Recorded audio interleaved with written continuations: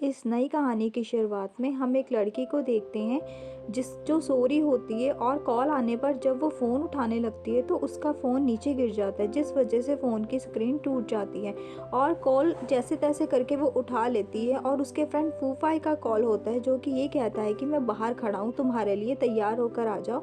और वो लड़की तैयार होकर अपने फ्रेंड फूफाई के पास जाती है। इस लड़की का नाम सिटोमो होता है, पर इसे सारे मोमो बुलाते हैं और ये अकाउंट्स की सीनियर स्टूडेंट है।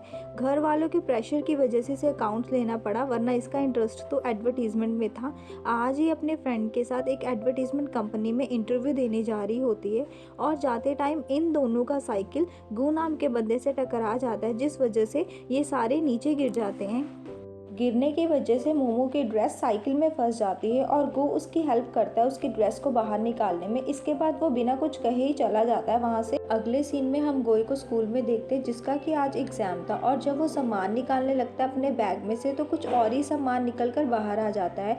आज इसका बहुत इंपॉर्टेंट एग्ज़ाम था। अगर ये एग्ज़ाम कोई क्लियर कर लेता है तो उसको प्रोफेसर जैन की क्लास में एंट्री मिल जाती है, जिसके लिए सारे लोग तरसते हैं। तभी डॉक्यूमेंट्स देखने पर गोई को याद आता है कि एक्सीडेंट होने की वजह से उन दोनों के बैग्स एक्सचेंज हो गए थे। इधर मोमो एक एडवर्टीजमेंट कंपनी में अपना इंटरव्यू देने आई होती है और जब वो अपने इंटरेस्ट के बारे में उनको बताती है तो वो लोग उससे कुछ डॉक्यूमेंट्स और सैंपल्स मांगते हैं। मोमो उन लोगों को डॉक्यूमेंट दे देती है और जब वो लोग चेक करते हैं तो उन्हें कुछ और ही मिलता है और वो सोचते हैं कि ये कितनी केयरलेस है। और जब मोमो को वो बताते हैं तो मोमो बैग चेक करती है तो उसमें गो का सामान होता है। मोमो भी हैरान हो जाती है, इतनी केयरलेस होने की वजह से वो उसे इंटरव्यू में रिजेक्ट कर देते हैं। गो के पास भी उसका एडमिट कार्ड नहीं होता तो उसे एग्ज़ाम में नहीं बैठने दिया जाता। बैग एक्सचेंज हो जाने की वजह से गू के पास मोमो का फ़ोन आ जाता है, तो मोमो के फ़ोन पर फूफाई की कॉल आती है और गू उसकी कॉल को उठाता है। तो फूफाई जब उन दोनों को मिलने के लिए बोलता है तो वो एक जगह पर लेकर उन दोनों को बैठ जाता है। फूफाई उन दोनों को इंट्रोड्यूस करवाता है एक दूसरे से और ये बताता है कि गू उसका रूममेट है और वो दोनों ही बैग एक्सचेंज कर लेते हैं और दोनों ही अपने अपने बैग में सामान चेक करने लगते हैं। पर मोमो के बैग में वो सैनिटरी पैड्स नहीं होते, तो वो गू से पूछती है कि तुमने मेरा सामान का क्या करा। फूफाई जब पूछने लग जाता है कि तुम्हारा कौन सा सामान था तो मोमो से बताती है कि वो लड़कियों वाला सामान था।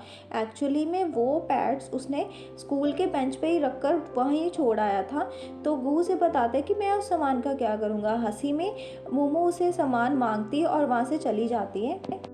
अगले सीन में मोमो अपने रूम में आ जाती है और मोमो बहुत ही खुश हो रही होती है और वो अपनी फ्रेंड मैंग को गू के बारे में बताती है और ये कहती है कि आज मेरे बहुत ही अजीब से लड़के के साथ मुलाकात हुई है और वो सारी बात बता देती है उनको। मोमो जब अपनी क्लास में होती है तो अचानक से पढ़ते वक्त कंप्यूटर्स बंद हो जाते हैं और फिर टेक्नीशियन को बुलाया जाता है। टेक्नीशियन के आने से पहले ही गू वहाँ पर आ जाता है और गू को देखकर सब लड़कियाँ बहुत ही चौंक जाती हैं। एक्चुअली में गू एक जीनियस होता है और बहुत ही हैंडसम होता है और वो आकर कंप्यूटर को ठीक कर देता है टेक्नीशियन से आने से पहले ही, और बाद में टेक्नीशियंस भी वहाँ पर आ जाते हैं और गू धीरे धीरे मोमो के पास आने लगता है। मोमो हैरान हो जाती है कि आखिर ये इसके पास क्यों आ रहा है, पर गू उसके पास आकर उसके डेस्क पर रखी हुई वो कीज़ मांगता है और मोमो उसे वो कीज़ दे देती है। अगले सीन में हम गू को एक साइंस क्लास में देखते हैं जहाँ की प्रोफेसर सियोन उसे डांट रहे होते हैं कि आखिरकार उसने एग्ज़ाम क्यों नहीं दिया, पर गू प्रोफेसर सियोन को कुछ नहीं बताता और यही बोलता है कि वो ये एग्ज़ाम नहीं देना चाहता था। अगले सीन में हम मोमो को देखते हैं जो कि फूफाई को ये बता रही होती है कि एक और कंपनी में उसको इंटरव्यू के लिए बुलाया गया है। तो फूफाई उसे ये कहता है कि चाहे कुछ भी हो जाए वो उसके साथ ज़रूर जाएगा, और ये सुनकर मोमो बहुत खुश हो जाती है क्योंकि हर बार फूफाई उसको बीच में ही छोड़ के चला जाता था।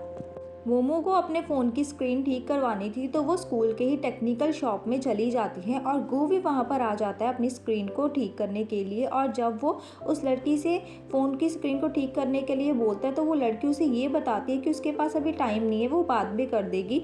तो गू उसे कहता है कि तुम मुझे अपना सामान दे दो, मैं खुद कर लूँगा, और वो अपना फ़ोन ठीक करने लग जाता है। मोमो देखकर ये सब हैरान हो जाती हैं और गू बड़े ही अच्छे ढंग से अपने फ़ोन को ठीक कर लेता है और बाद में वो मोमो का भी फ़ोन मांग मांगता है, पर वो मोमो उसे फ़ोन नहीं देती, पर बार बार गू के बोलने पर मोमो उसे फ़ोन दे ही देती है और वो मोमो के फ़ोन की भी स्क्रीन को ठीक कर देता है। मोमो बहुत ही खुश हो जाती है और जाते वक्त वो लड़की इतना इम्प्रेस हो जाती है गू से कि वो गू से उसका नंबर मांगती है, पर गू उसे नंबर दिए बिना ही वहाँ से चला जाता है।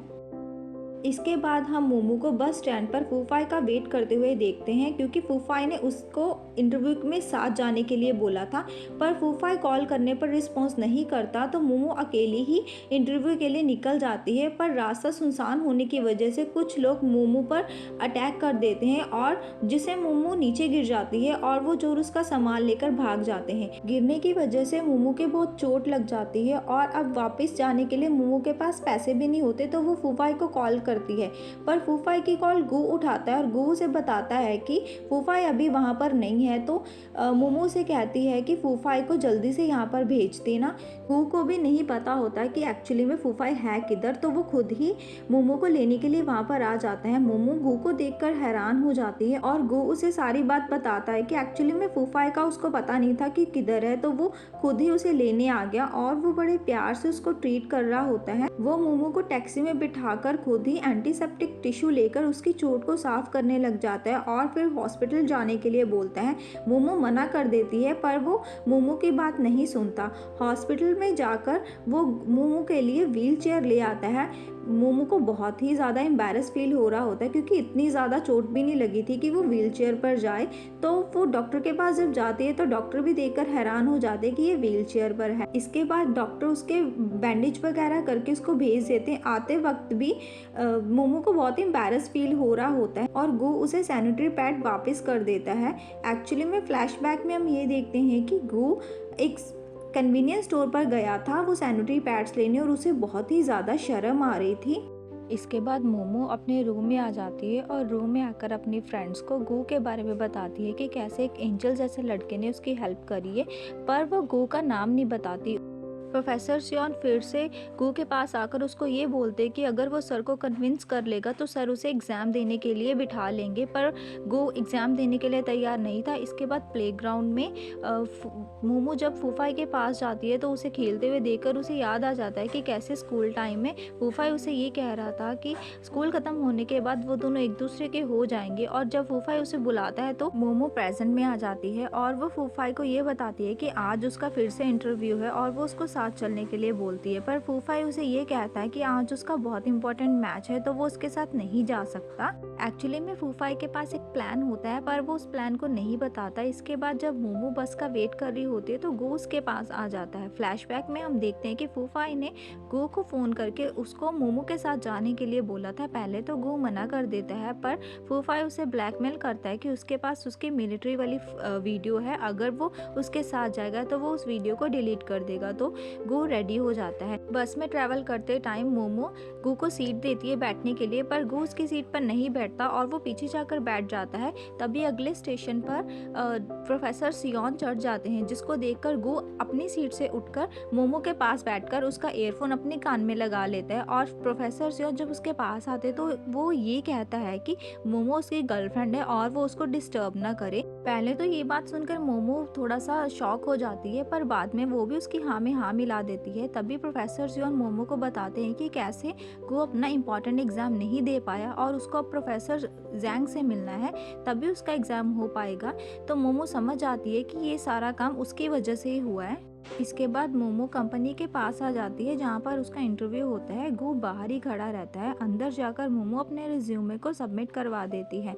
बाहर आकर देखती है कि गू वो कुछ इक्वेशंस नीचे फ्लोर पर ही सॉल्व कर रहा था और फिर वो गू को थैंक यू बोलती है उसके साथ आने के लिए और गू को बोलती है कि मैं तुम्हें खाना खिलाने के लिए लेकर जाऊँगी, और दोनों ही खाना खाने के लिए चले जाते हैं। खाना खाने के लिए वो एक जगह पर पहुंच जाते हैं। गू के पास एक टॉय होता है जिसको वो स्पिन कर रहा होता है। तभी कुछ बच्चे गू के पास आकर उसे मैच खेलने के लिए बोलते हैं। गू भी रेडी हो जाता है और जब वो टॉय को स्पिन कर रहा होता है तो वो बच्चे उसके टॉय को लेकर वहाँ से भाग जाते हैं। इसके बाद फूफू आज बहुत ही ज़्यादा परेशान हो रहा होता है।